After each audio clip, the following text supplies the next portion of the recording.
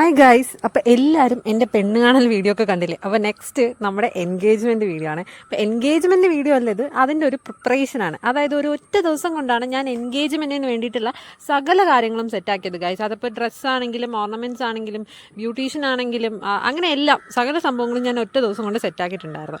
അപ്പോൾ ഒരു ഉച്ചയൊക്കെ കഴിയുന്ന ആ ഒരു ടൈം ആയപ്പോൾ തന്നെ നമ്മൾ ഇറങ്ങി സാധനങ്ങളൊക്കെ മേടിക്കാനായിട്ട്. ഫസ്റ്റ് തന്നെ എന്തായാലും ഡ്രസ്സ് എടുക്കാമെന്ന് പറഞ്ഞിട്ട് ജയലക്ഷ്മിയിലാണ് കയറിയത്.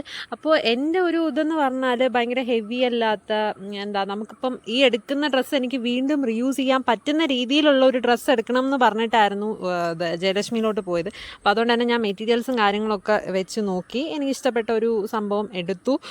അതെല്ലാം സെറ്റാക്കിയതിന് ശേഷം ബാക്കിയുള്ളവർക്ക് ഡ്രസ്സ് എടുക്കാനായിട്ട് നമ്മൾ അവിടെ മൊത്തം കറങ്ങി.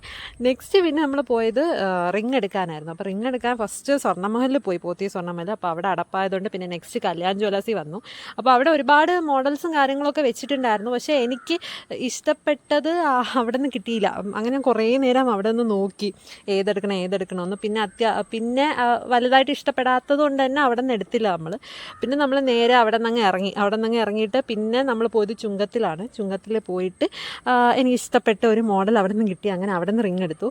പിന്നെ നമ്മൾ നേരെ ആർക്കെ വെഡിങ് മോളിലോട്ട് വിട്ടു. പിന്നെ അവിടെ ചെന്ന് കുഞ്ഞമ്മയ്ക്കും അമ്മയ്ക്കും ഒക്കെ സാരിയും പിന്നെ എനിക്ക് കുറച്ച് സംഭവങ്ങൾ മേടിക്കാനുണ്ടായിരുന്നു.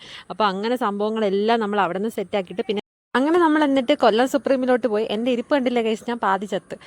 അവിടെ നമ്മൾ ഓർണമെൻറ്റ്സും കാര്യങ്ങളൊക്കെ എടുത്തിട്ട് പിന്നെ നേരെ ഒന്നും നോക്കിയില്ല, വീട്ടിലോട്ട് അങ്ങ് വിട്ടു.